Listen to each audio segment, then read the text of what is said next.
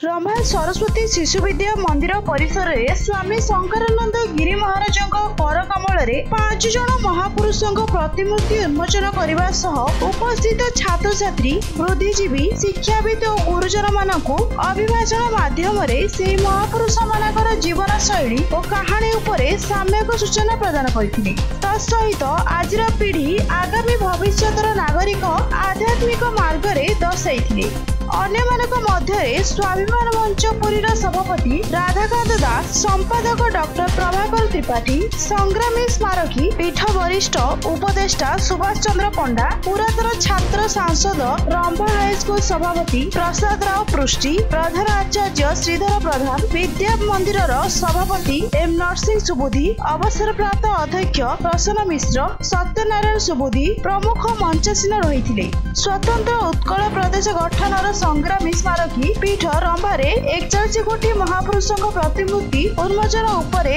आलोचना पर्यालोचना सांगू निर्धारित समय सीमा भितर उन्मोचन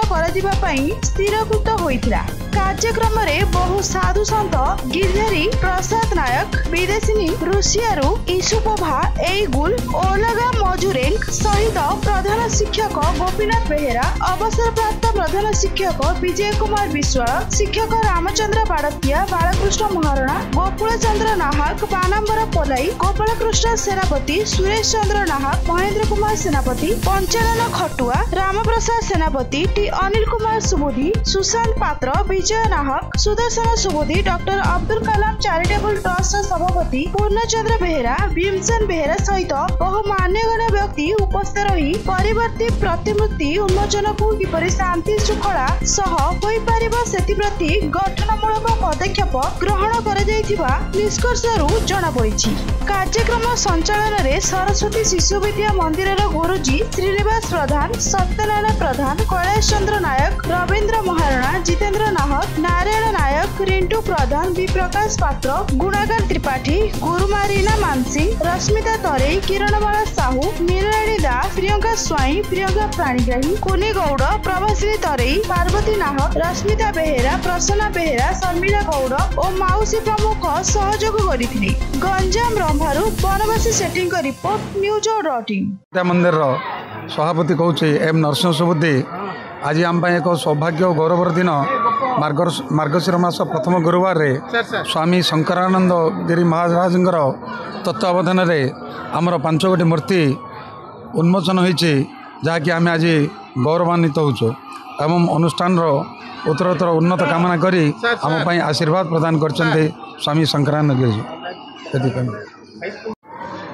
मु स्वामी शंकरानंद गिरी क्रियायोग आश्रम भुवनेश्वर आज रंभारे गोटे बहुत भल प्रोग्राम थिला। मूर्ति उन्मोचन हेले चारि मूर्ति 5 मूर्ति आज उन्मोचन करागला। मो निजुको भाग्यवान मन करुच्ची जे ए सरस्वती शिशु विद्या मंदिर रे मूर्ति उन्मोचन होइथिबारु एवं से माने मोरी हाथ रे करैथिबारु मु तांको धन्यवाद अर्पण करुच्ची आ मु निजुको धन्य मन करुच्ची। बहुत भल प्रोग्राम है, पिला माने भी बहुत खुशी आ समस्त सभ्य माने भी बहुत खुशी। मु एतिकी कही